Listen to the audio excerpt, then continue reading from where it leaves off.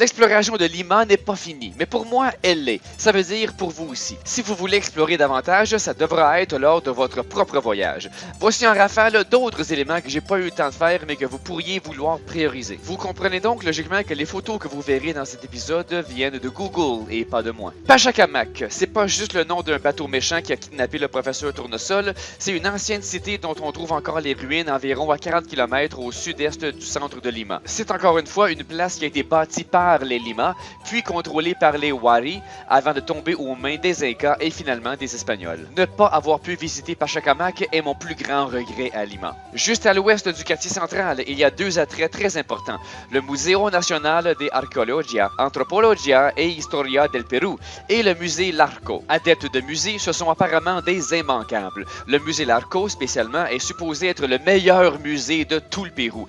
Mais non seulement ces deux endroits sont très loin, inaccessibles à partir du Metropolitano, et mes propres sensibilités sont à l'écart du monde des musées. Personnellement, pour être vraiment transporté et émerveillé, je dois faire l'expérience d'une culture dans son milieu naturel, pas sous vitre entre quatre murs de stucco blanc. Donc, amateurs de musée, allez-y, mais pas pour moi. Encore plus loin dans Callao, il y a le port avec toutes sortes de musées maritimes. Vous pouvez vous tenir là où les Dupont sont fait chier sa tête. Il y a même Fortaleza Real Felipe, une ancienne forteresse coloniale. Tant qu'à m'être rendu à Barranco, j'aurais aimé avoir le temps de descendre juste un peu plus bas, sur cette petite jetée de terre. Je l'ai vu de très près, vous vous souvenez, voici mes photos. Mais si j'y étais allé, j'aurais vu un planétarium. J'aurais pu gravir la petite butte et admirer la vue du pied de cette grosse croix. Je pense que c'est aussi dans ce secteur que j'aurais pu trouver les business qui offrent le vol des falaises en deltaplane. Et en chemin vers ce secteur, j'aurais fait l'expérience de ce qui est à peu près la seule vraie plage de Lima, avec ce qui se rapproche à du sable. Une autre grande aventure qui aurait pris une grosse partie de journée, ça aurait été une visite à Caral. C'est pas vraiment dans la région de Lima, mais c'est assez près qu'un voyage organisé peut s'y rendre en environ 2 heures. Vous permet de visiter et revenir en 2 heures.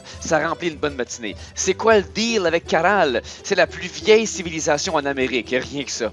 Une ville découverte au 20e siècle, mais qui a récemment reçu beaucoup de visibilité. On dit que ces ruines sont plus vieilles que les pyramides de Giza. Elles sont vieilles d'au moins 5000 ans. Mais j'ai vu d'autres études qui parlent plus en termes de centaines de milliers d'années. On a même trouvé des hiéroglyphes que les experts ont réussi après des décennies de recherche à traduire en pète pis répète. Ça vous prouve à quel point cette cité est vieille.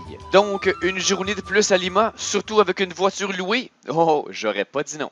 Merci de votre écoute. J'apprécie énormément vos commentaires, vos abonnements, vos likes, mais de loin, la méthode la plus efficace pour m'encourager est de devenir supporter sur Patreon. Vous m'aiderez alors à travailler sur ces capsules à temps plein et ainsi les produire dans des délais bien plus brefs.